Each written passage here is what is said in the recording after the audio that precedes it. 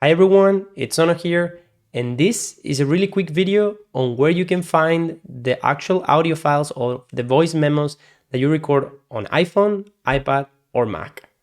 So let's get started. I'll remind you that you can subscribe and click on the bell if you're gonna get notified when I go live next or when I upload new videos. The first thing I'm gonna do here on my desktop is go to Finder, to this menu, and I'm gonna click on Go. In this panel, we'll see go to folder. You can also do Shift Command G for having this menu pop up. And here we're gonna be prompted for a folder path. Even if you're not a coder, this is really easy to do. We're just going to write here users. You're gonna write your own username, then library, and then we're gonna write application support. Here we'll have to prompt for com.apple.voicememos.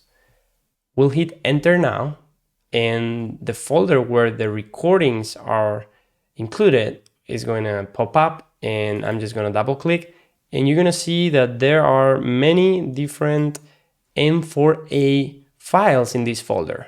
It's a format similar to MP3. It's a compressed file. It's a recording file that Apple uses for these voice notes. And the only thing that you'll note here, I mean, we've already got to these files, but what you can note here is that these files don't have anything on their name for us to understand them other than the timestamp. And this is a bit annoying, right?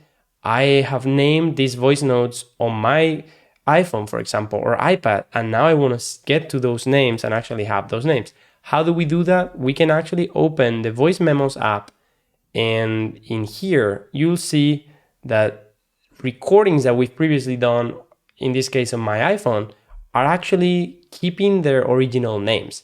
I can actually drag and drop from here as well and put these files on my desktop, and the files will be exactly the same than they were on the folder that we saw before, but they're going to be keeping the actual file names. That's really convenient because that way you can record a voice note on the go and then keep the names on your computer and also refer to what they were actually.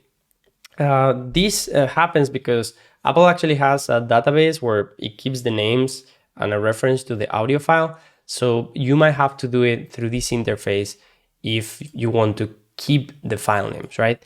One note, for those of you who don't see any files either on voice memos or on the folder that I showed before, we need to make sure if you go here to System Preferences and you go to your Apple ID, that in this page, we need to click on iCloud Drive and make sure that Voice Memos is present here. You can see that in my computer, Voice Memos is enabled. You might find that for you, it's not.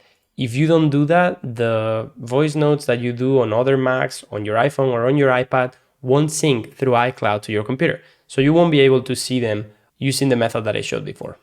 All right, that was it. We saw where to find the voice memos and how you can enable them on iCloud if they don't show up on your machine, and also how to keep the names that you specify for your files on iPad, other Macs, or your iPhone. Make sure to like this video to let me know if you enjoyed it or if you learned something or if I solved your problem, and subscribe and click on the bell if you want to get notified when I go live next or when I upload new videos. Thanks a lot for watching, and I hope to see you next time.